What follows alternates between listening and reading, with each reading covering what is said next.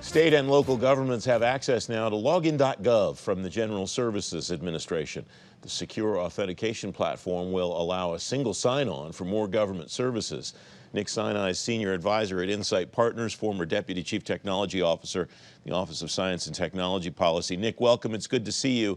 This seems like something that should be a big deal, and I'm not sure why. Why is this a big deal, Nick? Hey, Francis. Well, the reason it's a big deal is digital identity is a big deal. Being able to authenticate and identity proof is hard. It's hard for local and state governments. It's hard for federal agencies. And so to the extent that GSA and Technology Transformation Service can make it easier for states and localities to ease the pain for end users who are trying to access benefits, log into local and state websites, that's a good thing. It strikes me as potentially complicated because of the way that this will be used. It's not as simple as I'm going to create an account with GSA for accessing something that GSA offers and then be able to use the same thing in another part of GSA. If I live in Rockville, if I have access to this eventually through the city of Rockville and they're using my information there, that sounds really, really complicated to me. Am I thinking about this the wrong way, Nick? Well, it can't be complicated for the end user. If it becomes complicated for the end user, then it's not going to work. But it is complicated behind the scenes. The Login.gov is a mix of open source technology, custom technology, and commercial technology. And it needs to be provided seamlessly to other agencies in the states and localities in a way that makes it easy for the end user to log in and to prove their identity. And then when they come back to easily authenticate. And so, yes, there's some complicated questions of privacy and federal regulation and so forth. I think this is governed by the Intergovernmental Cooperation Act and OMB Circular 97. So there's a fair amount of behind the scenes legal work that had to happen. And in fact, I think this is initially being piloted with state and local entities that have ties to federal programs. So it's not for every locality just yet. And the complexity that I was referring to is exactly that, Nick. One of the things that TTS has been diligent about has been providing seamless experiences for end users. And the complexity, it strikes me, is all of the kind of the guts of it that you just described.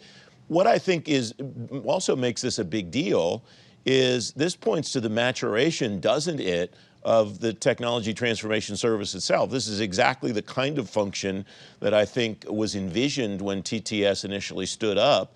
And now it strikes me this kind of thing is the realization of that. I think so. GSA is a business-to-business agency. It serves other agencies, and it should be able to serve state and local agencies too.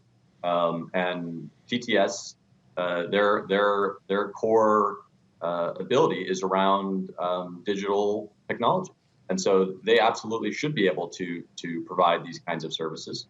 And this isn't the only shared service that they offer. They also offer out.gov, for example. And so, these are important services.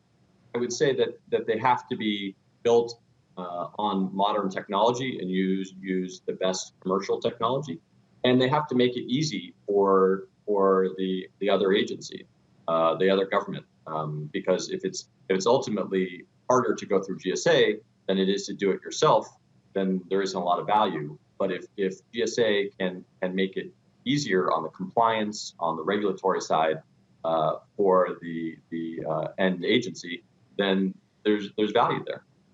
You're correct, Nick, that this is not available to every federal or every state and local government. GCN writes that the function's available to select federally funded state and local government programs. What, in evaluating this part of it, should GSA look at, and what should the local jurisdictions look at to determine whether this is ready to scale?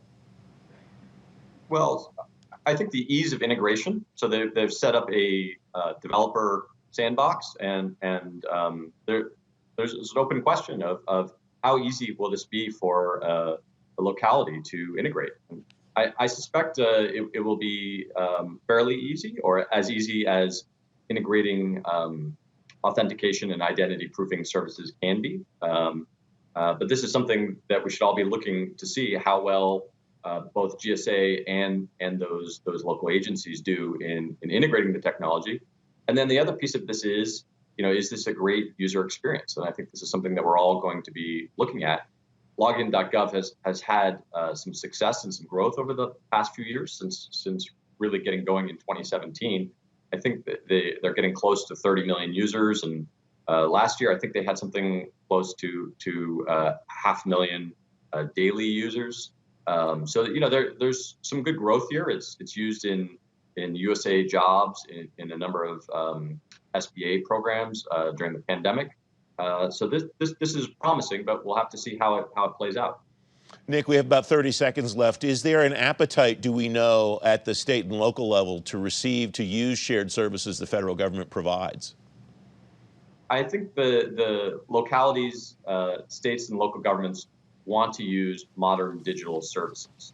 And they want to use those from great commercial providers, and they want to use them from shared service providers if they're going to get great value and great service. And so there's some benefits in going through Login.gov, and those have to compete with great commercial services. And so ultimately, we'll see how this rolls out this year. Nick Sinai, thanks very much.